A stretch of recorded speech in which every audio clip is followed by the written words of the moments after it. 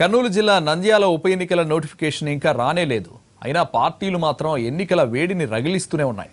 అందులో అధికార TDP ముందుంటే YCP కూడా ఇప్పుడిప్పుడే ప్రచారంలో స్పీడ్ పెంచుతోంది. టీడీపీ ఇంటింటి ప్రచారం ఒకవైపు, అభివృద్ధి నినాదంతో మరోవైపు ముందుకు సాగుతోంది. సీఎం చంద్రబాబు, లోకేష్ పర్యటనలతో హోరెత్తించిన టీడీపీ వ్యూహాలకు మరింత పదును పెడుతోంది. వైసీపీ కాస్త నెమ్మదిగానే అయినా టీడీపీకి పోటాపోటీగా ప్రచారం చేస్తోంది.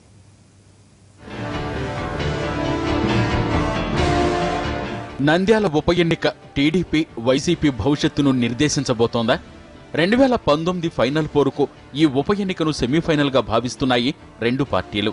అందుకే ఎత్తుకు పై ఎత్తులు వేస్తూ వ్యూహరచన చేస్తున్నారు. నంద్యాల ఉప ఎన్నికల్లో విజయమే లక్ష్యంగా అధికారంలో ఉన్న టీడీపీ ఏ ఒక్క అవకాశాన్ని వదిలిపెట్టకుండా ప్రయత్నాలు చేస్తోంది. నంద్యాల టీడీపీ అభ్యర్థిగా భూమా బ్రహ్మానందరెడ్డి, వైసీపీ అభ్యర్థిగా శిల్పా మోహన్ రెడ్డి ఖరారయ్యారు. ఇక కాంగ్రెస్, ఇతర పార్టీలు కూడా బరిలో నిలిపే అవకాశం ఉన్నా అవి నామమాత్రమే. నంద్యాల ఉప ఎన్నికల నేపథ్యంలో నేతల్లో ఉత్సాహం నింపేందుకు, అసంతృప్తిని చల్లార్చేందుకు పదవుల పంజారం చేసింది టీడీపీ. మాజీ మంత్రి ఫారూక్ ఎమ్మెల్సీ పదవి ఇవ్వడంతో పాటు ఉప ఎన్నికల్లో విజయం సాధిస్తే మండలి చైర్మన్ పదవి కూడా ఇస్తామని ఆఫర్ చేసింది టీడీపీ. ఇక శిల్పా మోహన్ రెడ్డి వర్గంలో ఉన్న నౌమాన్ను తమ వైపు లాగేసి ఉర్దూ అకాడమీ చైర్మన్ పదవిని కట్టబెట్టింది. నంద్యాలలో ఆర్య వయస్సులు అధికంగా ఉండడంతో ఆ వర్గాల ఓట్లను రాబట్టుకునేందుకు ఎన్నాళ్లుగా ఎదురుచూస్తున్న సోమిశెట్టి వెంకటేశ్వర్లకు కూడా చైర్మన్ పదవిని ప్రకటించింది.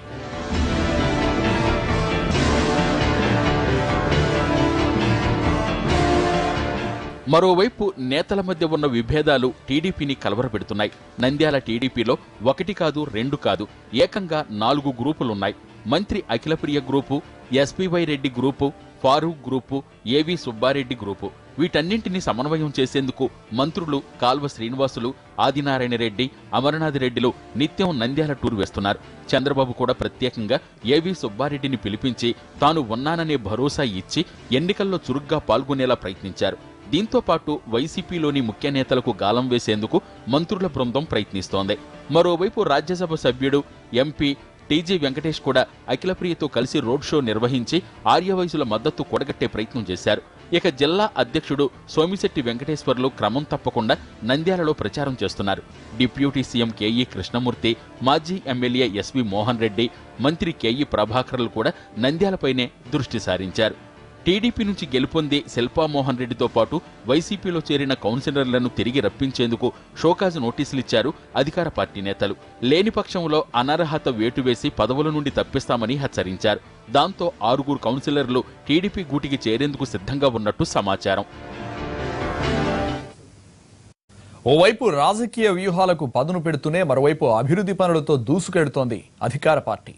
ముఖ్య నేతలతో పాటు సీఎం కూడా నంద్యాలపైనే ఫోకస్ పెట్టి శ్రేణులకు దిశానిర్దేశం చేస్తున్నారు.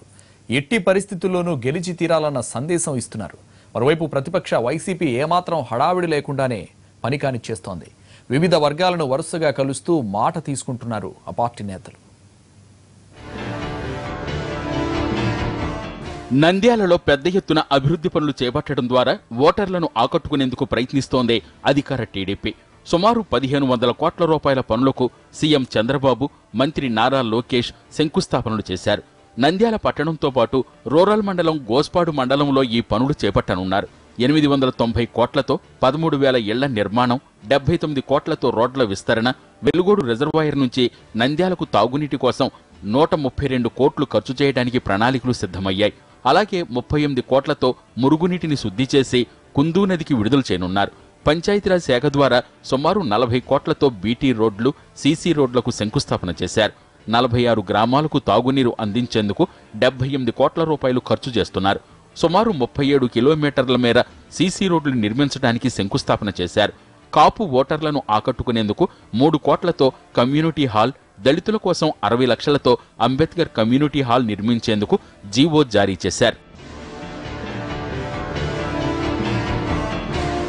నోటిఫికేషన్కు ముందే అభివృద్ధి పనులను ప్రారంభించి స్థానిక ఓటర్ల హృదయాలను దోచుకోవాలనేది టీడీపీ వ్యూహం.